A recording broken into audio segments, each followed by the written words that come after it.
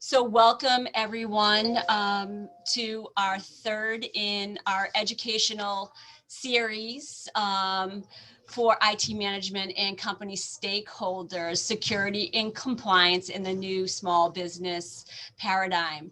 Today's topic is ensuring cybersecurity and IT compliance in disaster preparedness.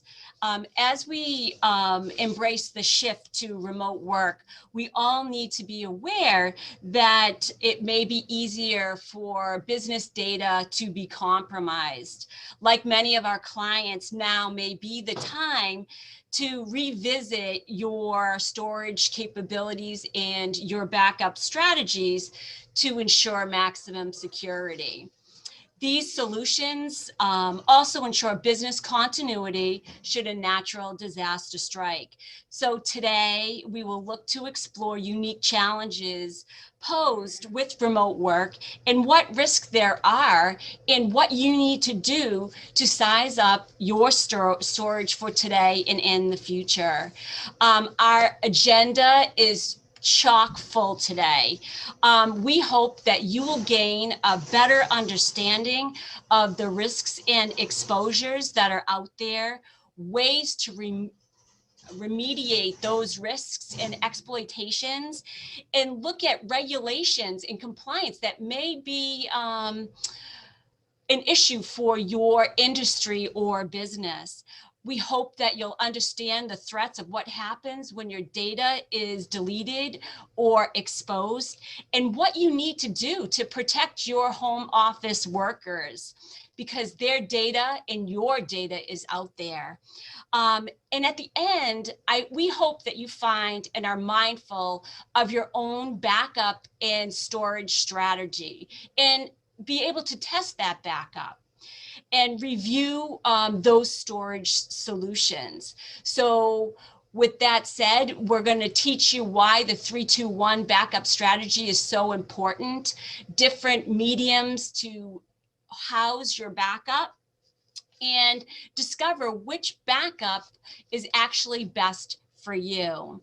For those that don't know me, my name is Michelle Carlo. I am the president of CTS Services. We are an IT services solutions firm. We've been around for over 30 years. We help small to mid-sized businesses and everybody in between, from network management to on-site remediation and break-fix services.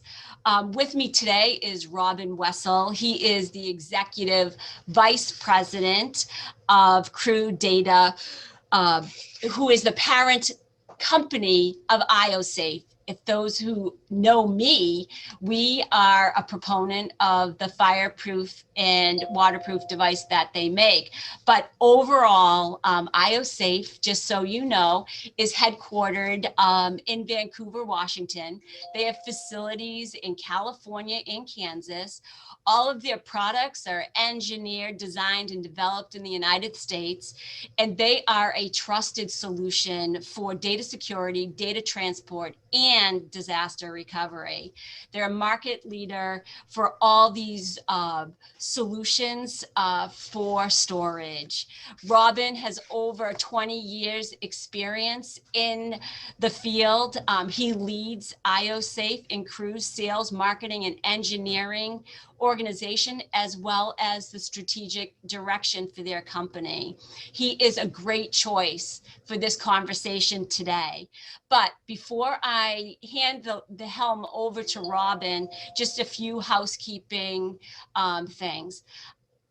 Robin has donated, or is going to have a raffle at the end of this for one of their ruggedized IOSafe devices.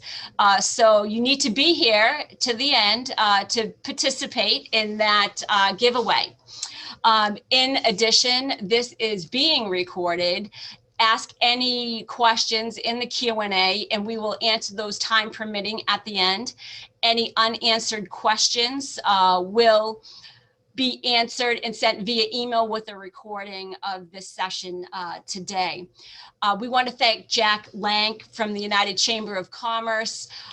His goal is to ensure that very informative content helps the small business community. So thank you, Jack, for allowing this medium. So without further ado, I'm going to hand it over to Robin, and he can start this presentation. Thanks, Robin. Great. Thank you, Michelle, and good morning, everybody, and thank you for joining. That was a great introduction, and I think rather than repeating a bunch of those things, I'll just very quickly talk about some of the customers that we're able to serve.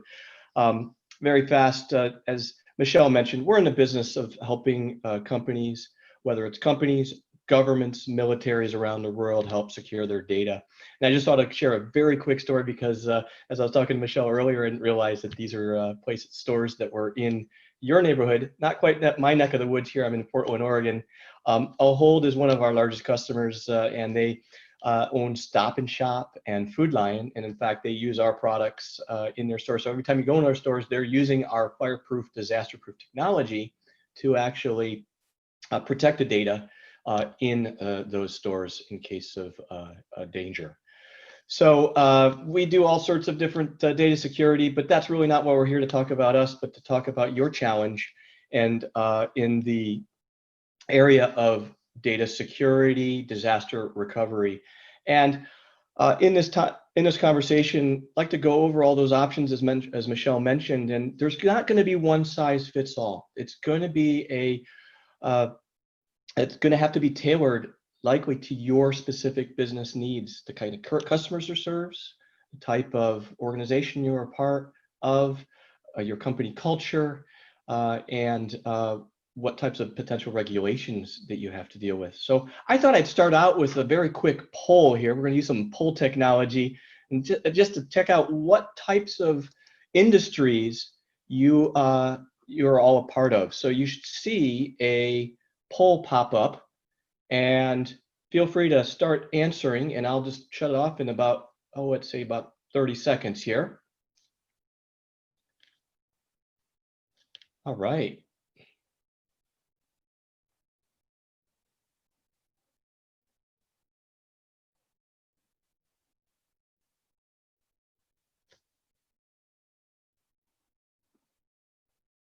Okay.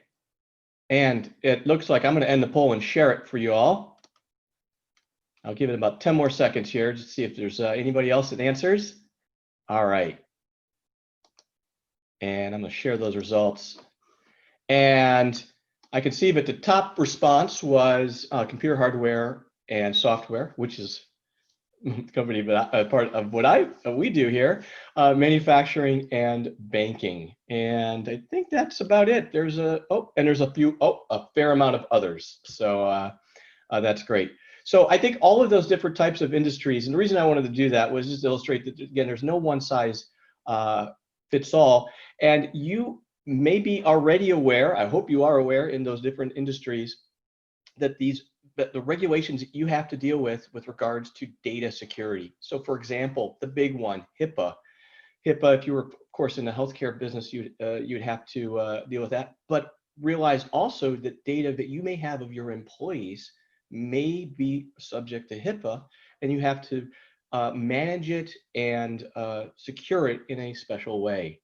CMMC, so cyber maturity, basically this is a government regulation that's just launched called CMMC.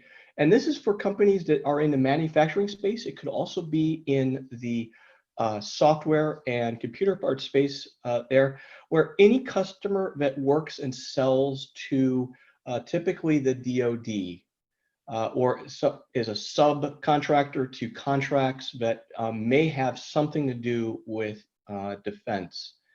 And that is the regulations to ensure that your data, because you may have access to certain data, like let's say plans to a part that builds a part, is secure. So also something to be aware of.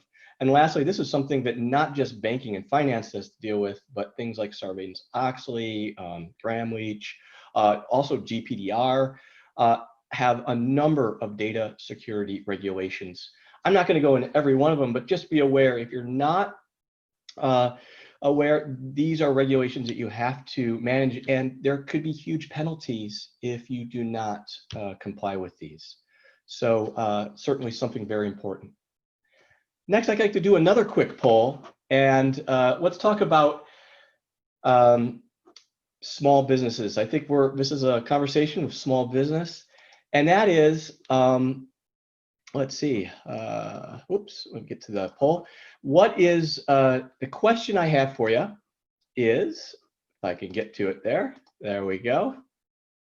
And stop, there we go. And I'm gonna get you the question number 2 is, what percentage of small businesses that suffer a disaster go out of business? And I'm going to say go out of business within a year, just to qualify that, because I think a lot of businesses may go out of business for other reasons, but specifically as a result of that disaster.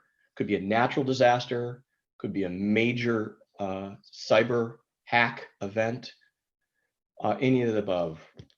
What do we believe here? And I'll just give it about 15 more seconds here.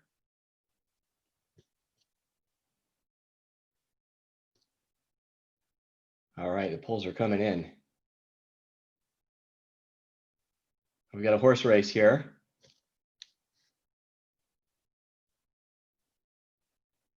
All right, 5 more seconds. All right, and I'll share those results. Wow, you guys are pretty good. If you can see right there, I said 40 to 60%. So let's check out the actuals here. According to the FEMA, 60% of small businesses never reopen following a disaster, and 90% of smaller companies fail within a year unless they resume operations within 5 days. So there's a sense of, I got to get my company up urgent, and disaster, often many companies are very vulnerable. And why is that? Well, there's a lot of reasons, of course, you know, one big one outside of the data is that literally if it's a fire or a flood, but more often than not, it's a result of data loss. All of that important information you have, so loss of really critical customer data, the stuff that you would use to engage and have relationships and develop relationships with customers. Those critical documents to restart. I've heard stories. We build fireproof, waterproof storage solutions so that in effect, kind of your fireproof safe, instead of for paper, it's for data. And you think about the insurance forms, all of the other information you need to manage and restart your business. Now, I'm sure you could ultimately get that data, but sometimes it takes difficult time to reconstruct, and having it available is very, very important. Loss processes and applications. So all the things that, of course, you run as a business, those computer systems that help generate and create revenue. And lastly, loss of customer trust. And this is especially true in the areas of potential cyber attack, where the customer no longer trusts you to manage and hold on to information. So all of these are things to consider as we talk about a backup and disaster recovery plan. So what else do we have? Well, it's probably been beaten to death, but it's COVID-19, and that has really created what we call the new normal in the world of technology. And I'm sure you've probably heard the acronym work from home. And as a result of that, the bad people, the bad guys, and the threats out there have increased substantially. So first off, work from home has increased the cyber attack surface. And what I mean by that is there are so many different places now that attackers and threats to and areas where you can lose data, because you've got your company locations in effect have expanded exponentially if you've got folks in your organization working from home. And as a result, a lot of hackers and criminals have figured out that small businesses are extremely soft targets. They used to go after individuals, and then they also went after large companies, but they realized the best opportunity is small businesses because they don't have the protections in place, and they're willing to pay because they've got a lot at stake if they lose their data. And lastly, because of the way we work today, the impact of losing that data is greater than ever. So what are some quick stats here? So in the past 5 years, 40% increase in remote user growth. That's huge. A 75% increase in data now, 44 zettabytes. That's a new term. I just learned recently what a zettabyte is. It's a big number. Here's something, 1.89% of drives. So this is reported by Backblaze, one of the leading suppliers of drive storage recovery solutions, reported that on average, just under 2% of the hard drives on businesses fail every year, which is, these are mechanical spinning devices, and that's primary reason why you need to have alternatives. 28% of the data lost in an organization can be from malware, which is huge. And if that happens, 16.2 days of downtime as a result of that loss. So think about from your business that impact if you had lost data, or you have a situation where critical information is not available and that you have downtime is 16.2 days, what that would mean from a revenue perspective. I mean, obviously, for many organizations, unfortunately, with COVID, that's a reality for other reasons, and they are suffering. And this compounding that would be even worse. So what does that all mean is a sad reality for, I think, today's small businesses. Here's a couple other quick stats here. 22% of folders. So think about on your computer and imagine at your organization, we're talking the folders that you share, hard drive folders, etc., are not protected in any way. And what I mean by that, they're not protected from other users accidentally deleting or accessing or changing it, as well as cyber criminals. Of 60% of small businesses have cited that they've lost critical data. And here's the worst. And this goes back to that original thing with the 60% go out of business within a year. 40%, almost 40%, 39% of small businesses don't have a plan. So if you fail to plan to fail, as they say. So what can we do about it? Well, first I'm going to say one size does not fit all. And in this conversation, again, I'm not going to give you the exact recipe, but rather what are all of the questions you need to be asking, assessing, so that you can have the knowledge in order to develop the right plan. So let's just go over some of the approaches folks use to manage and secure their data.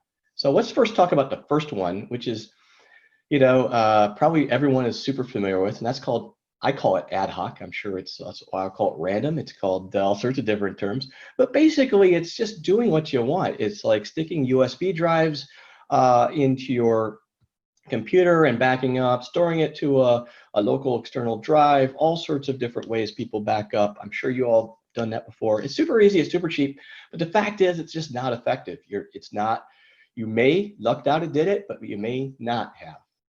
The next one is what I call on-premise, and on-premise means right on your site. Great thing is it's fairly low cost because you don't have to pay any ongoing subscriptions. It's just a one-time hardware. It can be fairly fast, but it leaves a lot of organizations very, very vulnerable. And the reason why is you can put all your eggs in one basket. So good that you sort in a on-prem way, bad, eggs all in a basket. Next, you might say, well, how about the cloud? Well, the cloud is a very effective, and I believe it should be a part of every backup solution. It can be very secure, but a lot of users confuse the term sync from backup and realize that a lot of cloud services that you may be using for quote unquote backing up isn't really backing up, it's actually syncing. So when you make a change on your computer, that change is reflected on that quote unquote backup in the cloud. Great because everything remains in sync, but bad if, let's say, your local data got corrupted or changed, modified by hacking. guess what? It will sync that hack across those instances in the cloud. Now, not all cloud backups that way, but do be careful of that. Next is data expiration. That data, you're just renting that space in there. And it's very important to look at the terms and conditions. In fact, with Office 365, which many of you probably use, that data will expire and they have the right to delete it. And so what you might think is deleted, or excuse me, protected rather, may not. And lastly, it can be, not always, it can be a high cost per terabyte, especially I'll call it the consumer style applications where it's good for a small amount, but it costs rise rapidly. Lastly is this technology approach I call hybrid. And this is, I think, I'd say the approach that you probably want to be looking at. And that is where you blend cloud with an on-premise storage, and it can offer the security, the speed, cost effectiveness, but unless you know what you're doing, it can be complex to configure. But once you've got it going, it works really, really, really well. So it can be, but not always. And I think that's why we'll have the conversation and talk with Michelle, and they can uncomplexify that technology. So one size does not fit all. So before I go into what questions should I be asking to select and get more detail, I'd like to talk about a couple important terms for when it comes to backup and disaster recovery. And these are some things that you ought to be thinking about when you are thinking about developing a plan. You'll hear these quite a bit, and folks will ask you these. So first off is RTO, return time objective. So this means if I lose some data, how quickly do I want that data to be recovered? And think of it from the perspective of your business. If I lost the data for 1 hour, 2 hours, a day, 5 days, what's acceptable for me to get that data back?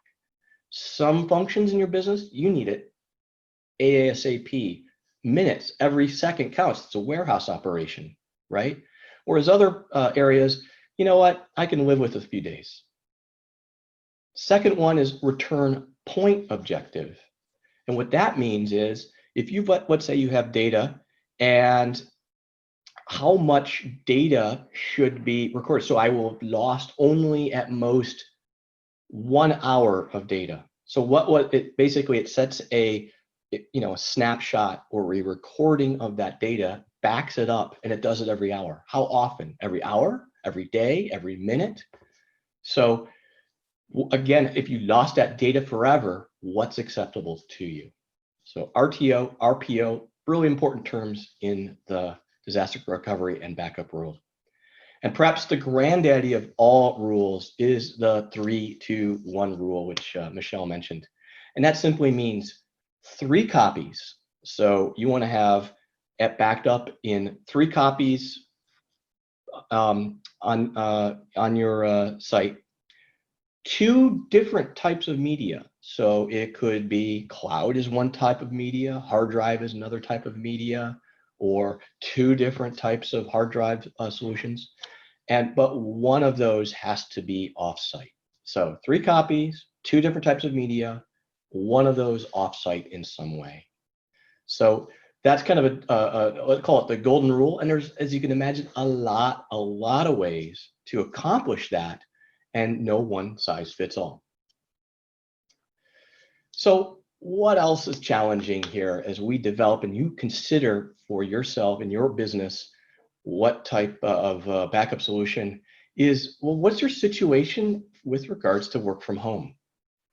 It's important to realize that in work from home, a lot of times you're dealing with very low network speeds, especially as I realize as I start working with my kids here, they're starting to go to school remotely. Their networks are getting saturated. Oh, by the way, they're going to watch a few Netflix videos at the same time. But what's worse is not necessarily the download speed, but when we're talking about backing up data and storing that data is the upload speed. So most environments have, well, let's say, a cable provider, and it's what's called, we call it asymmetric data. So you might have gobs of speed coming down, but a trickle going up. So in my neighborhood, I have less than 5 megabits going up, but close to a gig going down. So backing data up can be very problematic or slow. Next is bring your own device. You've got a whole lot of it. You have an organization. It's like, yeah, just pick what you want, use what you want, or is it fairly standardized? And that can make a big, a bunch of differences of how you'd like to deploy a backup solution. Moving a data off-site. So, for example, using in a work from home environment, remember that 3-2-1 rule that I mentioned? Outside of using the cloud, if you're physically moving, how are you going to do it? How are you going to do it safely? It can be very, very expensive. So those are another consideration. And lastly, what I've seen a lot of times is a lot of, again, back when I mentioned about sync, a lot of cloud-based sync storage solutions. So you think you're being protected, but you're really not. So some things to consider, especially in today's new normal with work from home. So now you've kind of gotten some of the tips on the RTO, RPO, 3-2-1 rules, some things to think about now. What are some other options to consider in disaster recovery? So as I mentioned earlier, they're hybrid, where you've got a blend of using cloud plus a on-site storage. We call it hybrid storage or hybrid backup. That really can accomplish the 3-2-1 rule. So what are some other ways? Well, there's multi-cloud. So you can use multiple cloud services, not put all of your eggs in one basket. So you have 3 copies, 2 different types of media. So a media can be a different kind of cloud. So cloud service 1 and cloud service 2. All right. And well, guess what? They're all offsite. So you accomplish that one in spades. So this can be a bit more complex, but again, it's certainly an option. Next is disaster proof. And of course, we have a little bias for this one. And it works, of course, in complement with hybrid solutions and other types of backup approaches. And this is where you've got the on-premise capability, but you have that on-premise capability and storage in a solution that is literally fireproof and waterproof. So if you can't take that data off-site, it's protected on-site, much like that safe that you probably have at your house or your business to protect those important documents.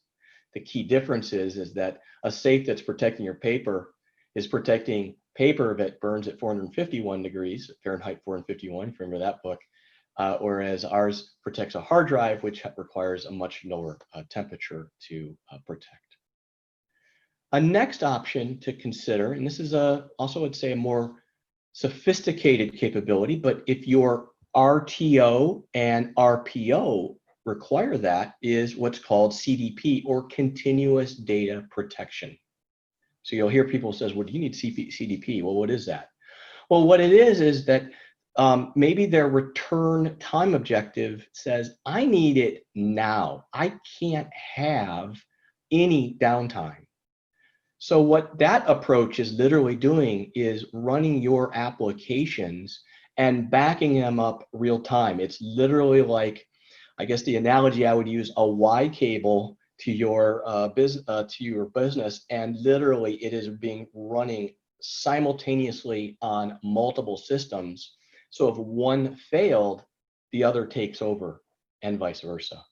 Again, a more sophisticated capability, but if you have data that needs to be protected and you can't lose a second of it, or any piece of data, CDP is something to consider. The next technology was called bare metal. So you'll hear some, do you need bare metal? Well, what bare metal means is the concept that if, let's say, you have a failure and you have to restore something, it allows you to restore it pretty much to any piece of hardware. You don't need to restore it to the original PC. It doesn't have to be configured with the same options. You can recover everything, including the applications that it's running, all of the settings, everything, to back to pretty much any piece of hardware that fits those minimum specs. Really good in case there's a disaster. You can recover it And you don't have to have that exact piece of hardware again to recover it too. And then lastly, this is a kind of a new one here. And it's not really a, let's say a hardware or a technique, but something to consider in those options as you look at disaster recovery is look and consider all of your data. It's not just the data that you might have in your business, like your customer names and your accounts and contracts and all that stuff, insurance policies, etc. But many businesses operate where your success is from the web, the social media, reviews on websites, articles, blog posts that talk about your services or products. That's the reason customers are find out about you and come and work with you. And how do you back that up? Well, you don't own Facebook, you don't own LinkedIn and YouTube, but you know that's really important. That YouTube video gets a lot of people to your business.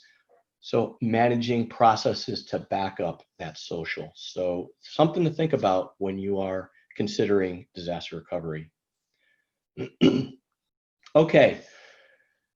What are the questions you need to be asking now as we start developing that disaster recovery plan? So first thing is, who's accountable? I believe it's very, very important that you have somebody accountable in your organization. I'm talking about one person that says, I'm going to point you to be that disaster recovery manager in our business, in our company, and you're going to make and drive us through that.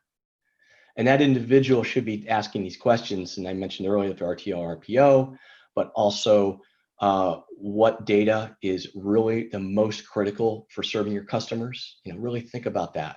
If I lost that data, what would happen with and how would I impact my ability to serve that customer? Mention RTO, RPO. Where do you need to access that data? Do I need to have that data everywhere and anywhere?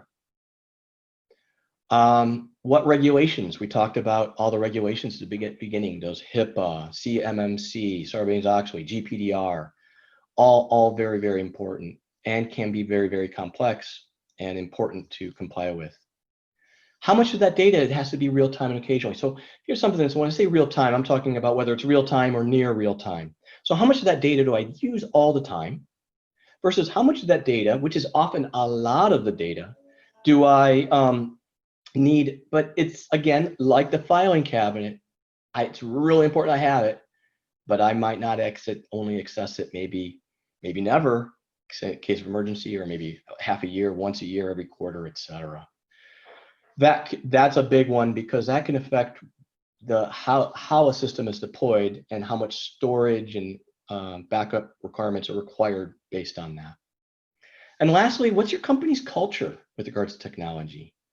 Are you a very bleeding edge organization where folks are very savvy with regards to how to utilize backup technology, understand that?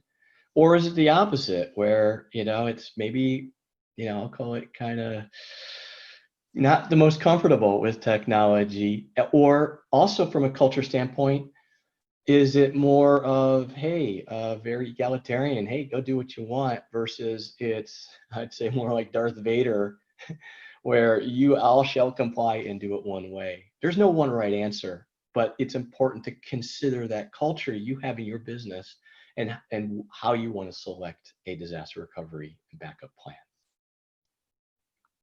All right, I'd like to, hopefully those are some good questions to ask for that. So let me close with some tips ultimately to drive a good disaster-proof and create an effective disaster-proof business. So it goes without saying, really develop that plan. Again, there's no one size fits all. It's got to collect the data, assess, ask those questions, utilize those 3-2-1 principles that I mentioned. I hope that's helpful, and figure out, okay, how would I want to approach that? Consider the regulatory requirements and RPO and RTO objectives. So that's step one. Next is, well, I got to implement it. And most important, train your staff, train everybody to utilize it. And it is not just the data backup plan. It is the documentation, the understanding of a disaster readiness. Do I have everybody's names? Let's say that your building burned down or something lost. Who do I call? Who's next in line? Let's say, unfortunately, part of your staff got stuck in a snowstorm up at the cabin and they were out of pocket and no cell phone service, and you need to run the business. Who is next in line? Do you have a disaster recovery plan, not just for those obvious disasters, but those lesser disasters? A lightning strikes and knocks out your internet. What's your plan? So get that put together, implement it, and train your staff on that plan, where to get it, how to go to it. Test it, just like you test fire drills. You need to test that disaster recovery plan, okay? And of course, establishing a team that has that accountable individual driving that so you can put it in action. You need to make this rather than reactive, reflective, so that you are just ready to go, you know exactly what to do. And then lastly, with this plan, these plans can't just shove in a drawer and say it's done, but I would say systematically review that and update that on a scheduled basis, whether it's every 6 months, every year. Go back and say, okay, here's our plan. Okay, well, I got to update some names. This person's gone, that person's gone. Hey, you know what? We have a new important piece of information that we need to manage, et cetera, or our RPO or RTO objectives have changed, so we need to update that. So that's also very, very important. So with that, I hope that helps some of the tips to help disaster-proof business, and that you have a resilient business and you're part of the 40%, not the 60% in case there is a disaster. So with that, I'd like to throw it to see if there's any Q&A. And so Michelle, I don't know if you want to. So Robin, just a few quick stories. That was terrific, and there was so much good information in that, and we have a lot of questions in the queue. But two quick stories. One, just on the continuous data protection. About a month ago, we had a call that a business had lost power, and they had no power for over a week with 50 employees. They had no continuous protection in place, so they had no offsite symmetrical work for their network. So they basically had their entire company that was out of business for a week because they had no plan. So they now have developed a plan. And so those are things to think about. What happens when you lose power or internet? Most often businesses don't think of that. And secondly is we're in the Northeast, and when we had the really bad storm a couple of years ago, when we had 113 inches of snow, we actually had a client that had a fire waterproof IO-safe on premise. They were in a metal building. That metal building collapsed, and it went onto their IT closet. That IO-safe was the reason why they were able to recover from that disaster and spin up their backup on dissimilar hardware. So some good meat and potatoes there. So let's just get right to that Q&A. There's some super good questions. The first is OneDrive syncing or a backup? So OneDrive can be backup, is often as a backup. But do be careful that in the OneDrive environment, especially with Microsoft 365, if you're using that and sharing documents. So for example, if you it's very convenient and easy to say, rather than attach a copy of documents, you instead attach a link. And so I've done this myself. I'll send the link, and guess what? That individual says, oh, I love that, and starts modifying that document. And suddenly that affected the master. So it, in effect, it can be deployed and implemented in a backup manner, but it can also be both. So I hope that was a wishy-washy answer. The answer is yes to both. You just have to make sure you use it as a backup, not as a sync.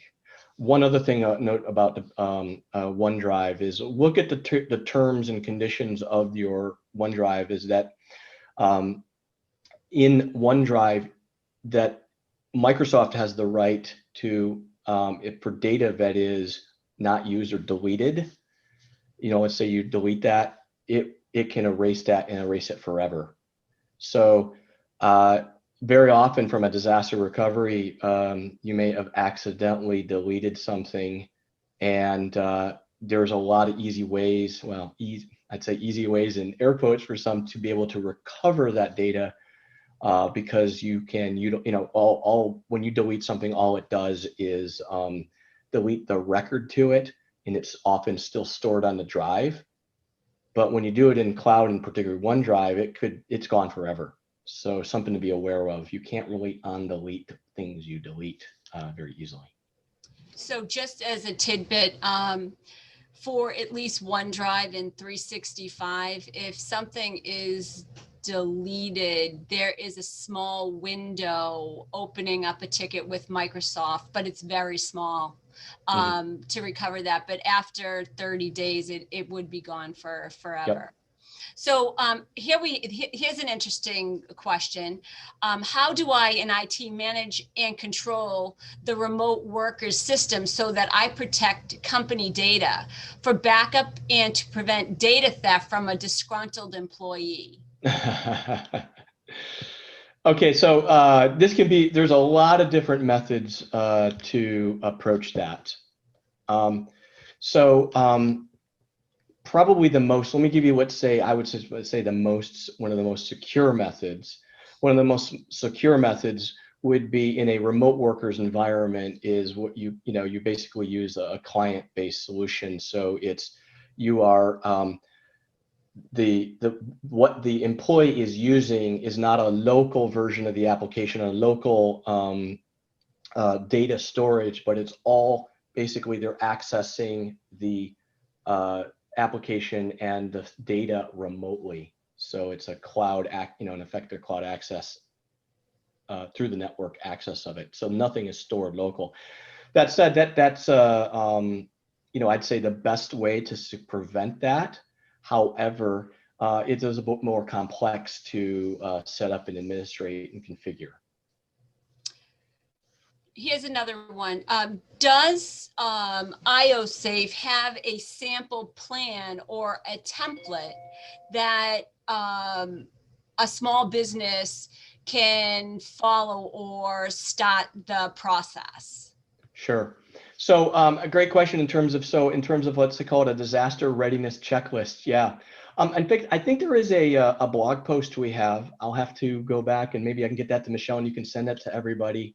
That's got some tips. It's got your go bag and everything from the go bag to the checklist of what you need to prepare for your readiness for disaster. Here's another quick one. How does an end user back up their social media account? That one is, yeah. So as you can imagine, there's a fair number of software companies in there, and that's a fairly new area. So let's go on on one end, which is I'll call it the simple end here, is hey, if there's data that's very important to you, there are ways you can easily back up. Just save web pages, save YouTube videos, and think of this as the important information that helps drive your business, right? This is that hey, it's this great video that I always get to show. It's this great blog post, and what happens, and you have to make sure you're dealing this within the terms and conditions of respecting the intellectual property rights of that of the authors there, but so that when somebody looks for it, you've got a way to host it potentially locally.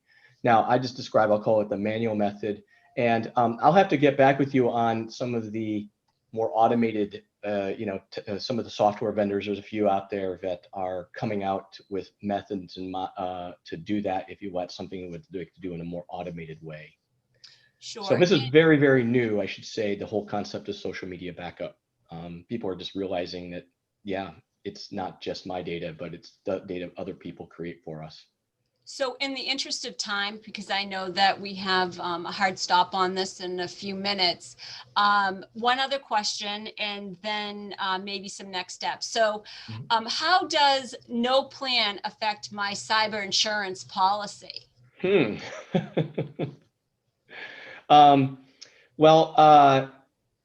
So I can't specifically speak to one's insurance policy in terms of all the T's and C's, but I will say that if you do not have a plan at all, okay, depending on the kind of business you are and type of regulations, you could be subject to potentially a number of fines and penalties if data was lost, or worse, if data were impacted and it got, let's say, a lot of hackers, what they'll do is they'll take your data and copy it and post it into public forums, and you have customers that are going to be very not happy and potentially litigious with you.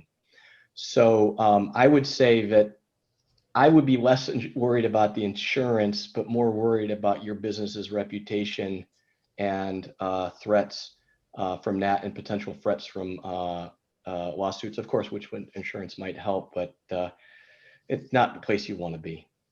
And I'm just going to interject one.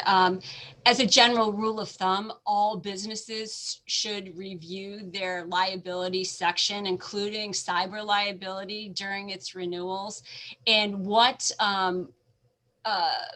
requirements were in place before might not be the same requirements that you have now with this new normal. So things that were happening and how you controlled your data and your usage is probably different now. So general word of caution, when those things come up, you should review those just for your own protection.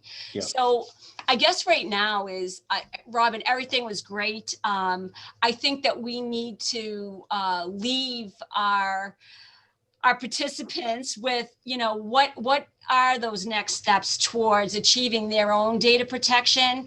You need to ask yourself, where are you now? Where do I need to go? How do I need to get there? And where do I begin? But all businesses and users need to start somewhere. So you need to ask the questions that we presented about how important is our data? What is our risk tolerance? What happens if there is exposure? And develop a plan to move forward. We are here to help you in any way. Would be happy to give you a technical assessment or baseline, review how you are protecting your data, and offering you some policies and procedures that you should use to move forward. We have this seminar hosted through the Chamber of Commerce as an outlet to give you good content and information in an effort to educate. So we hope that you learn something. We thank Robin and the Chamber for allowing the outlet. And for the raffle, everybody is waiting and waiting. So let's see. Hold on. Let me see, Robin. The winner is Charlie Miller. Awesome. Congratulations. So Charlie will be, I'll get all of his information to IOSafe, and you can deal with that prize directly with him. So we appreciate everybody's attendance. Knowledge is power, and we thank IOSafe for its participation, and we look forward to seeing you on our next journey. Have a great day, everyone. Bye-bye. Bye.